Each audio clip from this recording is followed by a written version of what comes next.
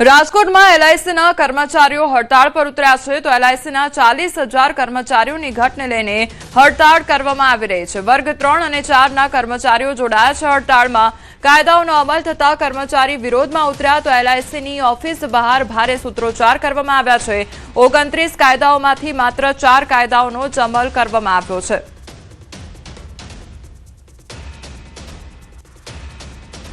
આજે ટ્રેડ યુનિયનની હડતાલ છે ત્યારે દેશભરના બેંક કર્મચારીઓ દ્વારા હડતાલ પાડવામાં આવી રહી છે ત્યારે રાજકોટના એલઆઈસી કર્મચારીઓએ પણ જે છે આ હડતાલમાં પોતાનો ટેકો જાહેર કર્યો છે। આપણી સાથે અહીંયા એલઆઈસીના કર્મચારી છે। બેન, આજે આપ હડતાલ પર છો, શું કહેશો? આજે એલઆઈસીના કર્મચારીઓ હડતાલ પર છે એના અનેક કારણો છે, જેમ કે એફડીઆઈ 100%, એટલે કે વિદેશની કંપનીઓને આપણા દેશમાં 100% પોતાની જ રીતે ઇન્સ્યોરન્સ લેવાની છૂટ। જે ઇન્સ્યોરન્સ સેક્ટર છે એ બહુ અગત્યનું સેક્ટર છે, જેમાં દેશની જ કંપની હોવી જોઈએ। આપણી બચત છે એ વિદેશમાં જશે અને વિદેશના લોકો આપણા મૂડીના માલિક બનશે।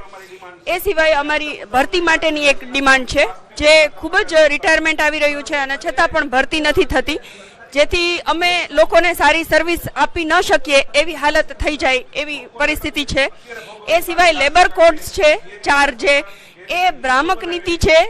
સરકાર એવું જાહેર કરે છે જેનાથી મજૂરોને અથવા તો કર્મચારીઓને ઘણો ફાયદો છે, પણ એ ભ્રામક છે અને એનાથી લોકોને ઘણી મુશ્કેલીઓનો સામનો કરવો પડશે। આ બધી નીતિઓનો વિરોધ કરીએ છીએ।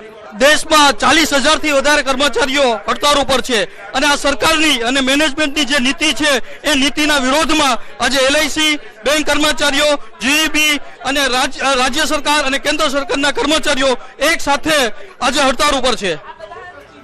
જે છે એલઆઈસીના કર્મચારીઓ છે તેમને પણ બેંક કર્મીઓને પોતાનો ટેકો જાહેર કર્યો છે। ખાસ કરીને જે છે અત્યારે ઉગ્ર વિરોધ પણ સૂત્રોચ્ચાર પણ કરવામાં આવી રહ્યા છે અને પોતાનો રોષ છે તે કર્મચારીઓ વ્યક્ત કરી રહ્યા છે। હાર્દિક જોશી, ન્યૂઝ 18 ગુજરાતી, રાજકોટ। દાહોદ ખાતે સસરાએ પુત્રવધુ પર દુષ્કર્મ આચર્યું છે।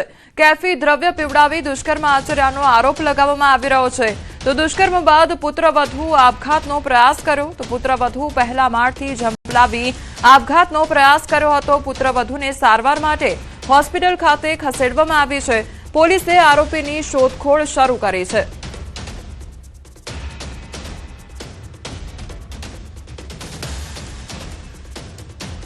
પોલીસ સ્ટેશને ફરિયાદ અમે લખી, એ ગઈકાલની વાત છે, તો આજે એની જાંચ થઈ અને હજુ હવે ઉદયગઢની પોલીસ આવી છે, એ જવાબ લેશે અને એની પછી હવે બધા આપણે ઊભા છે।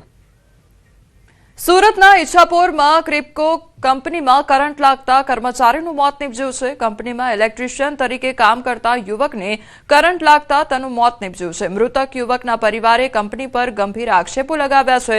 કંપની પર બેદરકારી દાખવવાનો આરોપ મૂકવામાં આવ્યો છે। સેફટી સાધનો વગર જ કર્મચારી જોડે ચાલુ ઇલેક્ટ્રિક લાઇન પર કામ કરાવવામાં આવતું હતું। કોઈપણ પ્રકારની સેફટી સાધનો ન અપાતા કર્મચારીને કરંટ લાગતા મોત નીપજ્યું છે। તો એકના એક દીકરાનું મોત થતા પરિવારમાં શોકનો માહોલ છવાયો છે। પરિવારે કંપનીમાં બેદરકારી દાખવનાર જવાબદાર વ્યક્તિઓ સામે કાર્યવાહીની માંગ કરી છે। પોલીસે ગુનો નોંધીને વધુ કાર્યવાહી હાથ ધરી છે।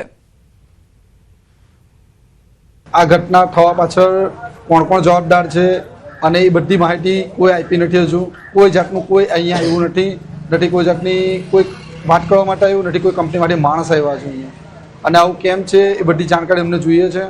બીજું, હવે અક્ષ ઇલેક્ટ્રિક ડિપાર્ટમેન્ટમાં કામ કરતો હતો, એ 20 થી 30 ફૂટ ઉપર ચડીને કામ કરે છે, તો ત્યાં એને સેફ્ટીનું શું ધ્યાન આપવામાં આવ્યું? વિધાઉટ હાર્નેસ એ વ્યક્તિ કઈ રીતે ઉપર ચડે છે? કેમ સેફ્ટી ડિપાર્ટમેન્ટ શું કરે છે ત્યાં? કેમ ધ્યાન આપવામાં નહીં આવ્યું? બીજું, ચાલુ લાઈને કામ કરે છે તો લાઈન બંધ કરવામાં કેમ ના આવે?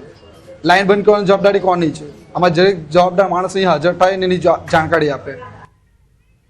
વાગરા તાલુકાના રહાડ વચનાદ નિર્જન માર્ગ પરથી એક અજાણ્યા યુવકનો હાથ પગ બાંધેલી અને ક્ષત વિક્ષત હાલતમાં મૃતદેહ મળી આવતા સમગ્ર વિસ્તારમાં ચકચાર મચી ગઈ છે। ઘટનાની જાણ થતાં જ પોલીસ તાત્કાલિક સ્થળ પર પહોંચી તપાસ હાથ ધરી હતી। પ્રાથમિક દ્રષ્ટિએ ગળાના ભાગે નિશાન મળી આવતા સુનિયોજિત હત્યાની આશંકા વ્યક્ત થઈ રહી છે। મૃતદેહને પોસ્ટમોર્ટમ માટે ખસેડવામાં આવ્યો છે અને આરોપીઓ સુધી પહોંચવા પોલીસ દ્વારા તપાસના ચક્રો તેજ કરવામાં આવ્યા છે।